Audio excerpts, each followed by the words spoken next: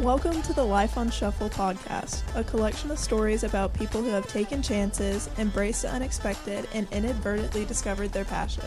Today we are featuring Theresa Gloster, an artist from Lenoir, North Carolina. Her artwork is well known by many in the region. Her art is a unique way of telling personal stories through visual techniques.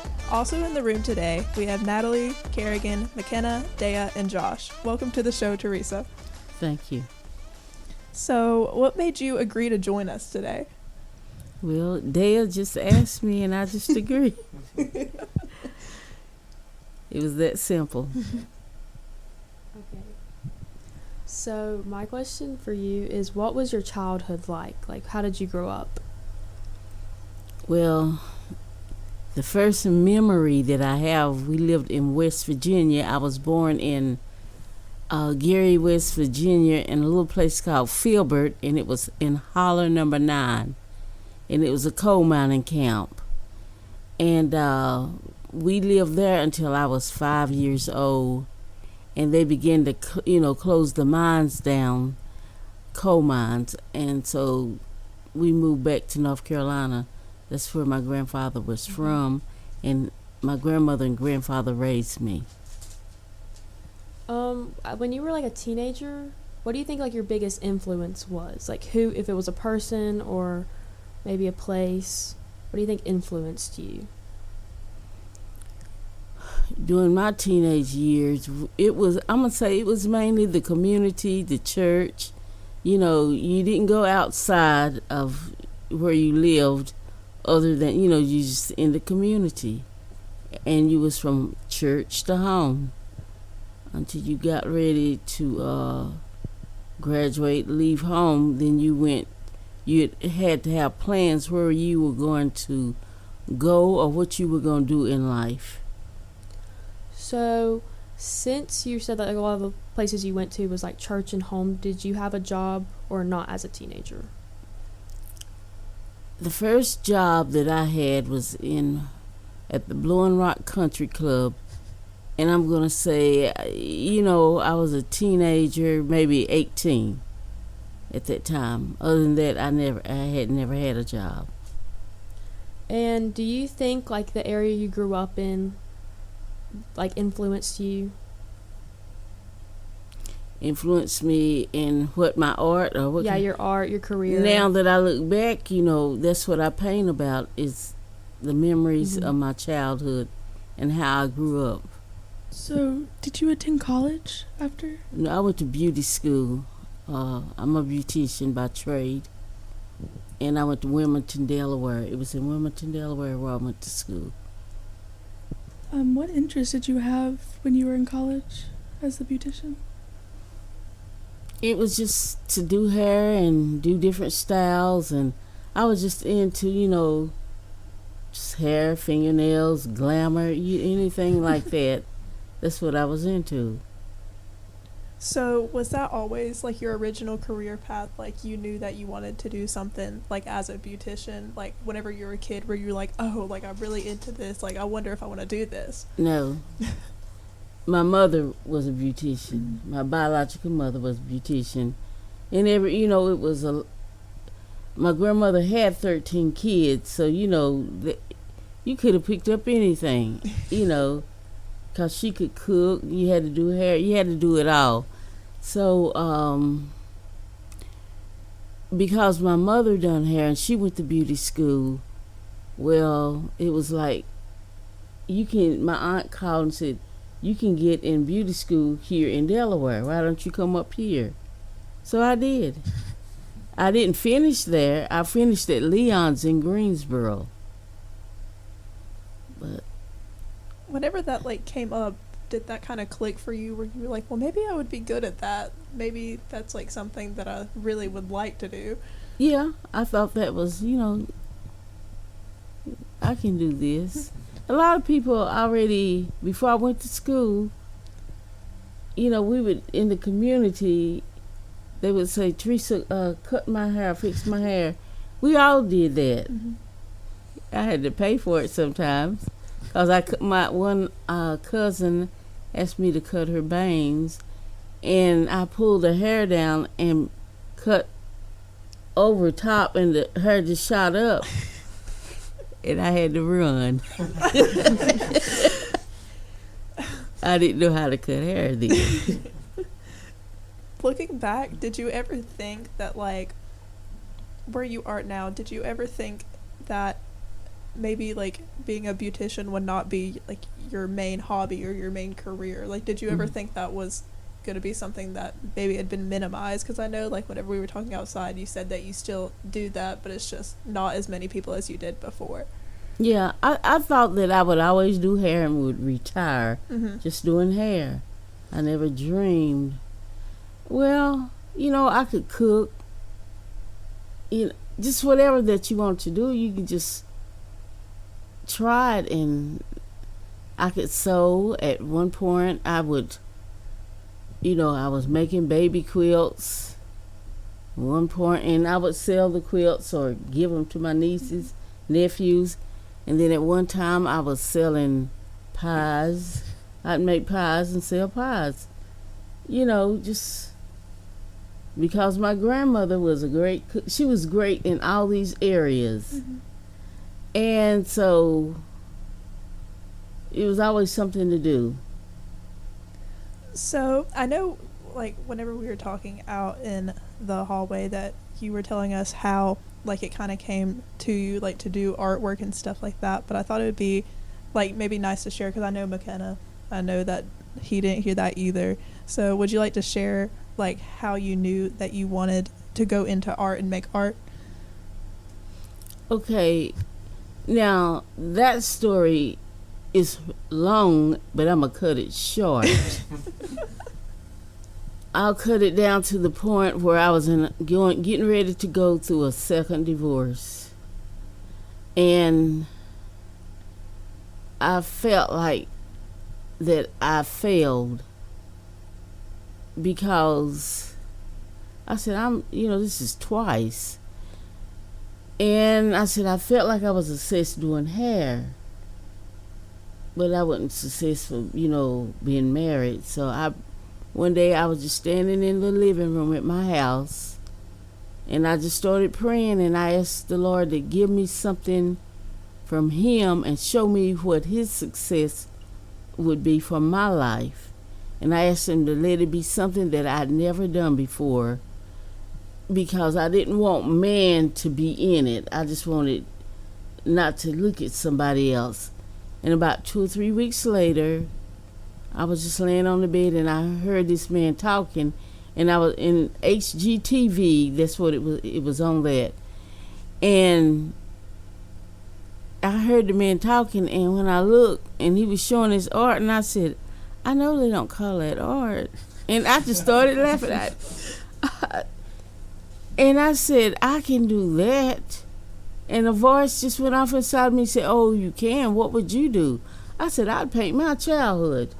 I said, because I dream in colors. I dream in colors all the time. So I said, that's it. I'm supposed to be doing art. So I wanted to meet him. And I have an aunt that lives in Winston-Salem, so I called her and I asked her, had she ever heard of Sam McMillan? And she said, yeah, I've heard of him. I've been by his house. And so I said, well, I'm going to be in Winston. I want you to take me by his house. And when I went to see him, he said, girl, out of thousands of people that have seen me, you the only one that has contacted me, about this art. I said, well, I can do that. I haven't painted yet, but I know I can do that. He said, oh, you can? I said, yeah. And I didn't tell him about what happened. So he said, well, do it and don't let anybody judge your work. I said, okay. So months went by, and he called and he said, girl, you got anything ready? I said, yeah. He said, well, we're having a show in Winston. Why don't you come on down? And I said, okay. So I just put my stuff on the back of my truck and headed to Winston-Salem. And he said, stop by my house so I can see what you done. And I did. And when I showed him my work, he just grabbed it and just started hugging. He said, "Child, you don't know what you're doing." And I didn't. And he said, "This is folk art." I had never heard of that. And he said, "You are really a great artist." And I couldn't see it. I could not. I was looking at it, and I bought a few pieces so you could see what I do. But I could not see that because that's the life that I lived. So we went to the show, and I had a friend that helped me pack. They said, "Theresa, when you get there, just say buy one, get one free." But I went to the show, and I didn't sell anything. But people were looking. I was so happy. I said, I don't know if I could have handled it if somebody would have bought one piece for me. And so after that, I threw the stuff back on the truck and come home. My first show, I didn't sell nothing. But that didn't make me feel bad at all. Not at all. How old were you? I was about 47 when I started.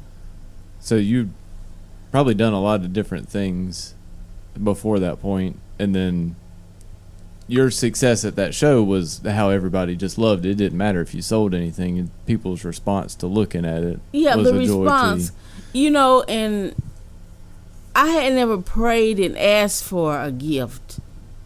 It's just like I'd pick up something and I could do all kind of flower arrangements. I could do that. People that asked me to decorate for a wedding, I could do that.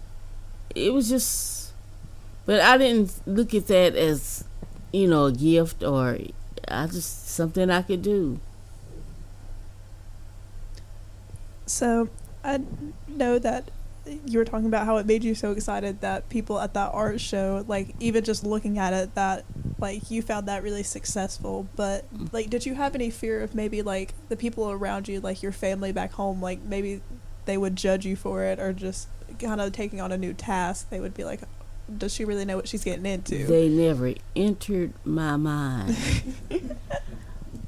I was on a mission and I had a cause.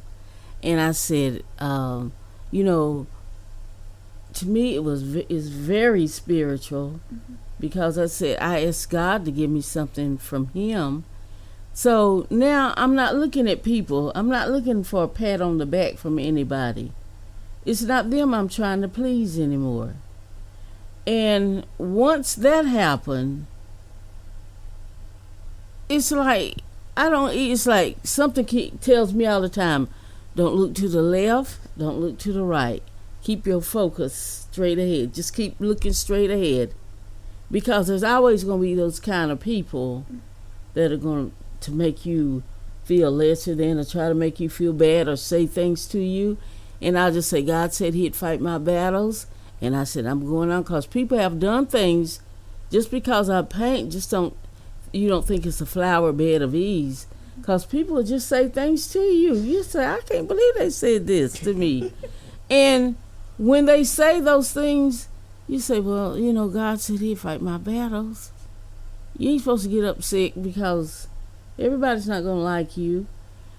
And so that's the way I take it. And honest, when things happen, I tell people, like the successes, the way I've been successful, things that have happened, I said, well, gosh, God to glorify His own self. He used me to take this to this point, that point, but when He got over here, He took over, He glorified Himself. I didn't get no money. I didn't get any money for it, but He got the honor and the glory for it. He used my work, so. What kind of impact have you made through your career and your current interests? Like, what have you done to maybe change someone with your art, or what really hit you, like, with your interest, and what really changed you for the best, like, with your art? What changed me for the best? Mm-hmm. Well, to me, the best is just being obedient, because doing the kind of art that I do, it goes beyond my childhood. the events that goes on in the world, and it will make a big impression, like on my life or to me, and it's like something will say, paint something about this. Don't let this pass by. Do something about it. And I will. And it's like that was the perfect thing to do at that time. And the first time that I done it was with the Twin Towers. And Sam would say, "Girl, have you painted anything about the Twin Towers?" And I said, "No." And he said, "Well, you need to paint something about the Twin Towers." And sure enough, it was just like, when I painted, it was just like from my child, it was like children, and they looked like children from my era, and that I was painting about. And you'll say, gosh, and people, that's things that they want. Whatever goes on in the world, and you always telling a story, but it's always from a point of view of love. And all of my family paintings are from the basic of love. And most of the times people will come up to me and say, they'll say, "That painting touched me. It spoke to me." And see, because I don't know anything about art, it just happens. You say, well, if they crying, and I'm saying, this woman is crying. She'll say, "That painting touched me." And see, because I never knew anything about art, it's like that's all strange to me. But you just do it. So, whenever things like that were happening, did something happen where you just knew that art was for you? Like, that's what you wanted to do? I knew that was it because every day I got up, I was looking in my life to see if anything had changed. I said, well, nothing changed today. It was just like that. And then when I was just laying on the bed and heard that man talking, I said, well, I don't know how to paint. So this has got to be it. And you'll be thinking in life, how can that do anything for my life? How can I make a difference? You looking at, there again, I'm looking at myself. But then I said, I'm supposed to be glorifying God.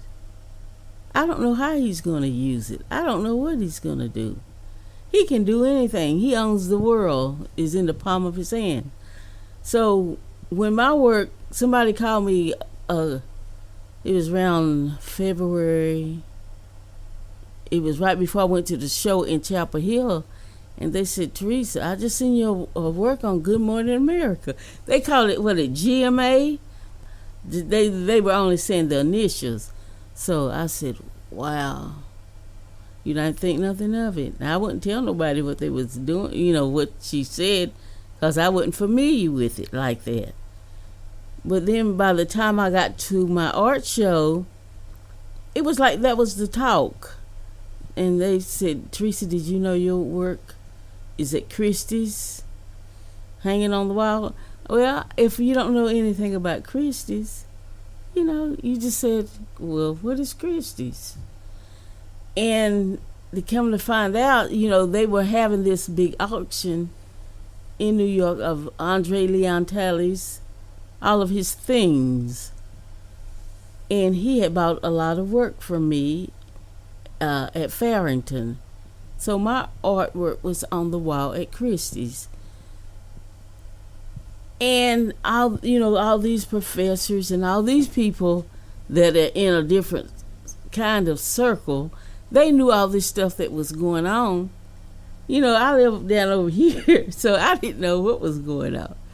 But one of the ladies at the show, she talked to me about it. She said, "I'm going to see if anything's sold, if your work sold." So she come back with a piece of paper, and she said, "Look at this." I said, $1,200. She said, Theresa, look at it. What did it say? I said, $1,200. She said, put my glasses on. And I looked at it again, and it said $12,600 for the 3 pieces that of mine that he had collected.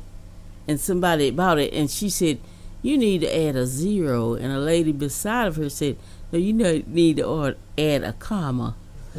And, and just that quick, people started calling and started buying my work before the show started. And people that had never, they didn't even know me, was calling me and, and saying, I seen your work and it's just priced just so high.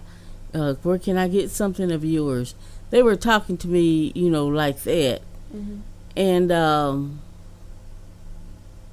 so you look at all of this and you look at it, but you don't let it blow your mind. Say, when I go back home, I know I got to pay this bill, that bill, that bill. So, and I got to start painting again. I got one painting at a time. You can't let it take you. And that's when I say God glorifies himself. Because the man had passed away and they auctioned off all of his stuff. And then another guy that was there, he said, Theresa, you don't understand. He said, Christie's is one of the most wealthiest places in the United States and in the world. Art goes for millions of dollars off of that wall. And just the thought, yours was on the wall. Not all I could do was look at it because I didn't own it anymore. And that what he bought from me for hardly, we'd look at it wasn't $1,000. And it was for $12,000. So it's like you in something and it's bigger than you are. Okay. So, I know you said that a lot of people would come up to you and be like, your artwork, really touched me. And, you mentioned the one woman crying. Mm-hmm. So, whenever you make the artwork, physically you're sitting there making it however you are, do you feel any emotions while you're doing it? Especially if you're talking about, childhood memories? Yes. If it's sad, I can sit there and cry. If it's happy, I'm laughing, just like we all here back at home again, back at that same age. If it's in church and people are getting happy and singing, I'm singing. I'll go in the living room and play the piano, play the song. I said I need to put that song in the picture. And you have all these emotions and feelings. It takes you away like it's taking you somewhere. And then sometimes when I get through with a painting, I'll go back into the painting. They say, what do you mean go back into it? It's like you just go into it and start working on it again. And you get these same feelings and you say, I'm going to change Mama's dress a little bit. I'm going to change something on, just like you're really there. So, do you have, any mentors that you think shaped you whenever you started doing art and becoming an artist? Maybe did you consider, I forgot what his name was, but the man on HGTV, would you consider him, a mentor for whenever you first started? I don't know. You had to know Sam. You had to not just know him. He wouldn't sell me a piece of his art. He would say, I said, Sam, let me buy. You ain't got nobody. That's where he start talking. Ain't nobody gonna see your work in my house, and there ain't nobody rich coming to your house. He would talk that much junk to me. But it seems like after I met Glenn Hinson, he was more of a calm. He's a teacher, so he's more relaxed and calm and talking, and he knew more about the art world than I did. Sam would say, girl, you can paint them pictures in 10 minutes, throw them out there on the ground and walk on them, somebody buy them. That was his attitude. Mm-hmm. And because I guess he did folk art himself, he said, just don't start painting dots, 'cause them dots is mine. I'm the dot man, so don't do that. And, you know, I just took that and I said, okay, Sam. And I just, you know, I didn't understand it. I did not understand it. So I just started doing what I do. Would you say that you have reached like your definition of success with your artwork and other things that you do? Would I say what now? That you've reached like your definition of success with it? No. I don't think I don't think you can put as long as you breathing and you're able to move, you just don't know. There's no limit. You don't know what the limit is. You just keep going. Is there anything that you think you would have done differently, like maybe starting artwork before you did, or do you think it was all in the timing that you it needed to be in? I think it was the timing it needed to be in, because there's so much about life you need to learn. And it was like, when it happened, it was the perfect time. Mm-hmm. So before I read the last question, is there any questions that have came up in your mind or anything? Because I know that I've just been trying to think about more, because there's I keep on thinking of things and then they leave my mind. I'm like, what was I about to ask? I want to see the art you brought. Okay. Yeah. I know that everybody that's listening to this isn't going to be able to see it. They can look it up. We're for sure going to... I'll start passing it this way, and when it come back around, I'll put it in. Put it back in my purse. Okay.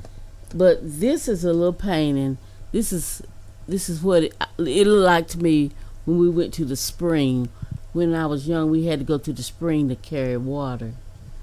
So, and all I'm doing is just painting what a memory would look like. Sometimes we would leave the house and we wouldn't ask Mama, and we'd go to the store.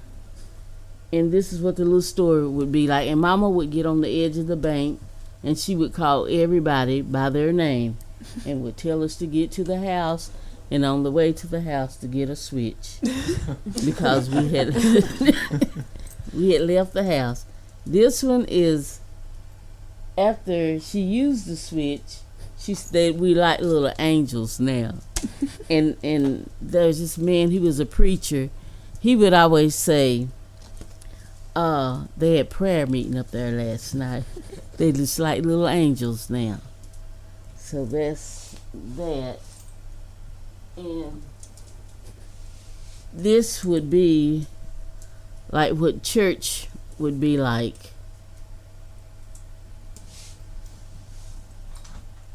Like the church service, or how the church looked.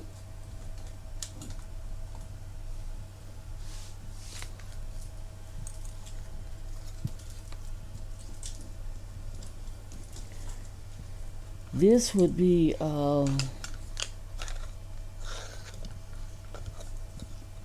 Mama's wash day. This is what it would look like. And these are just little things that I try to keep something for myself. And that I was told we'd have to get the clothes off the line, not to sell anything under $200. The smallest thing I have, well, these are things that I want to keep, I like, and I just have them for myself. That is would be at when we went to camp. This is how we'd be sitting in camp, and we would sing songs. And I call this like a toilet call, going to the toilet, because we didn't have an inside bathroom.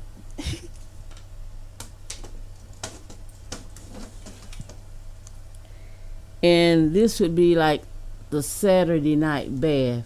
These are the things I have on my refrigerator. And we didn't have running water, so we either caught rainwater or would have to go to the spring and carry water. And you only got a bath on Saturday, so I call it the Saturday night bath. And that was so you'd be clean for Sunday. And this is just a picture of the whole family. My grandmother and her 13 kids.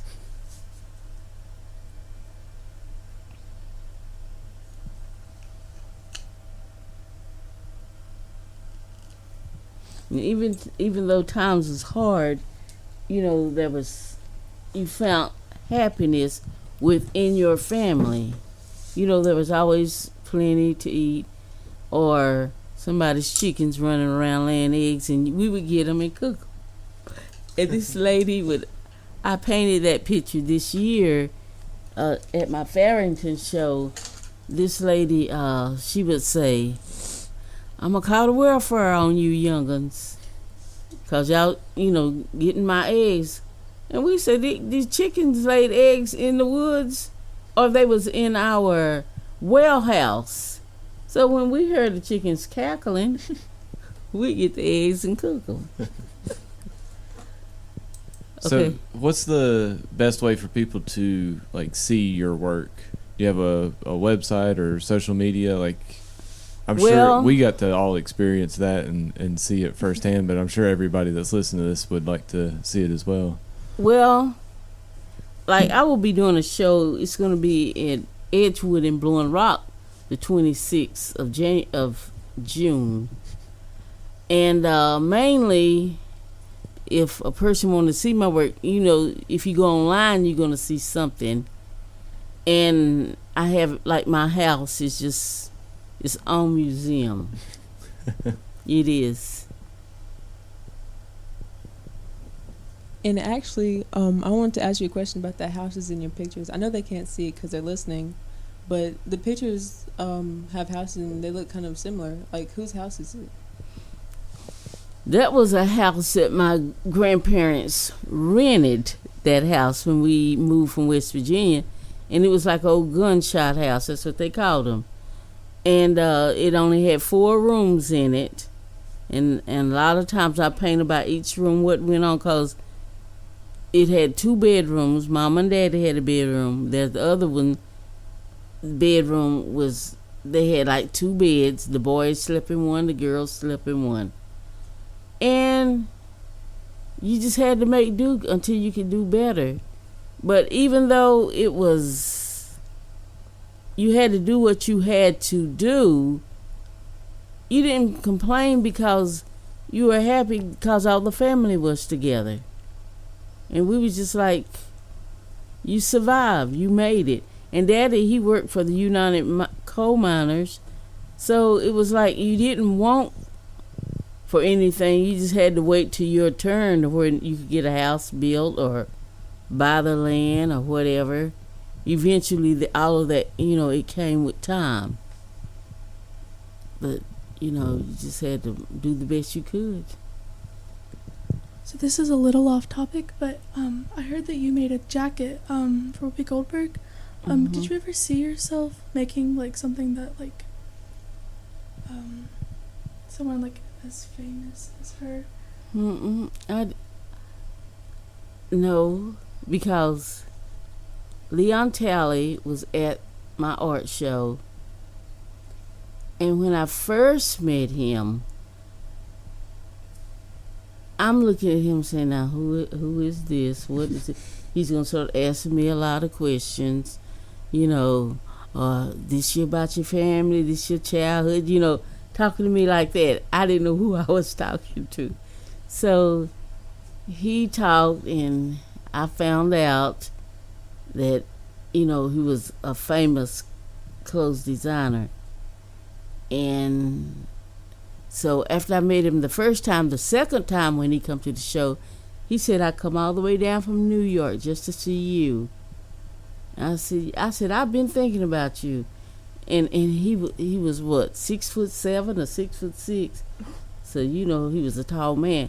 And he wore these long drape clothes, and he said, do you mind if I sit down? And I'm praying, Lord, please don't let that chair break, because he's so big. So he sit down, and we just talked and talked and talked.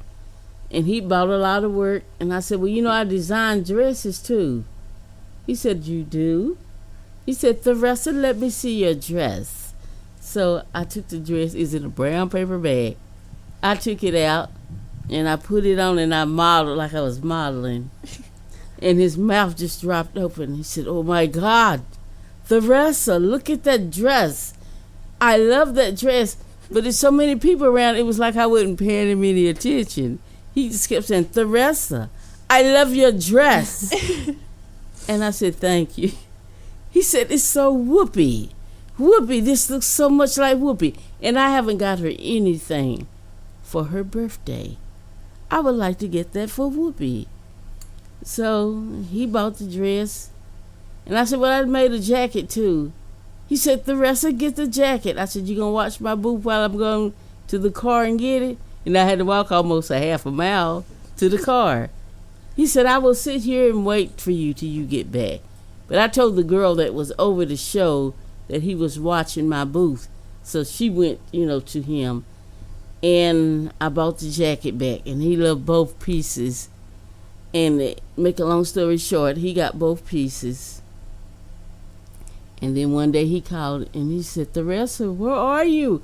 I said, Walmart. He said, well, Whoopi's wearing your dress and coat this morning. You need to get somewhere so you can see her on TV with your dress and coat on. So I did, and I seen her, wearing the coat and the dress on The View. And she wore it more than one time. But he let me know, and then he had a show. And I was one of the first guests that he called on his show, a radio program that he done. So, you can call that success. I think it's successful, to be able to talk to these people. Because you meet famous people. But when you meet them, it's like you said, I know that person. I know them, but I don't know where I met them. I met Charles Lewis. And I said, are you a preacher? And he said, no, you probably see me. I marched with Dr. Martin Luther King. And I'm saying, I thought I'd seen you somewhere. It's just like one man said, this is one of the well-known doctors in Nashville, Tennessee. I don't know what his position is, but they said he's the top. He said, he come and sit down beside of me. He said, you know what? I give anything to be able to have this gift. He said, my world is just so sterile. He said, and you are able to, create. And I'm looking at, he said, how can you say that? You looking at what they got, money-wise, and you looking at yourself. But he's got it. And I guess we sitting there wishing for each other's whatever. But, you just meet these people and you feel like you're just talking to regular people. And they coming at you just like, I'm a regular person. Just like you are. So whatever that you do, don't lose who you are. I think where I lost the first part of my life, always looking to somebody else to make me feel like I was good enough, and to get the age that I am to realize, you had it all along. You just didn't know it. You don't have to look to anybody else. You got it. So, what do you think is the best advice that you have for young people, maybe our age or a little bit younger, a little bit older, trying to figure out what they want to do in life or like what passion they have? I would say don't get discouraged. Like if you fail, you feel like you didn't make it the first time, you keep getting back up. Because every failure that you have, it's just another lesson. Don't be sad, be happy. Because when you do get there, it's like, it's going to be easy, but you're going to say, sometimes you're going to get tired. And then when you get to your successes, you say, I am glad for every failure. Not failure, but every unsuccessful moment, you're going to be so happy for that. You're going to ask yourself, you said, if this hadn't happened to me, what would have happened to me now? You're already prepared. All your failures made you prepare for your successes. Because when something happens, you say, I got that. This happened to me when I was 10 years old. So just keep looking forward, and don't let the left and the right deter you. Keep looking straight ahead. Just keep marching, and you'll get there. The fact that you're here right now is a lot. Many people never see just what you all are seeing right now. Okay, I know this is going kind of long, but I just want to ask you one more question. How do you do it? How do you keep looking forward? I just get up every day and I keep working. I just keep doing like what I like to do. And just to say, gosh, somebody's going to buy this. Somebody's going to like this. And then I'll just say, Lord, did I please you? Is this right? Are you satisfied with this? You keep looking over it till it looks perfect to you. And then you want it to keep it. I want to keep it for myself. And I know I have to let it go. And something to say, oh, Theresa, you can paint that again. You can paint that again. And you can paint them over and over and over. And you'll say, every time you sell that piece, you say, oh, you can paint that again. And people just keep buying and keep liking your work. And it's a different world. And it's like you meet a lot of artists like yourself. I do. And their work is just unreal. It's just so beautiful to me. And they sell just like I sell. We all basically have the same story. And it's just a good feeling. It's just, you're just happy. But don't count these bad times as hard times. Like, I might as well give up. Don't give up. Don't give up. It's just a stepping stone. That's all it is.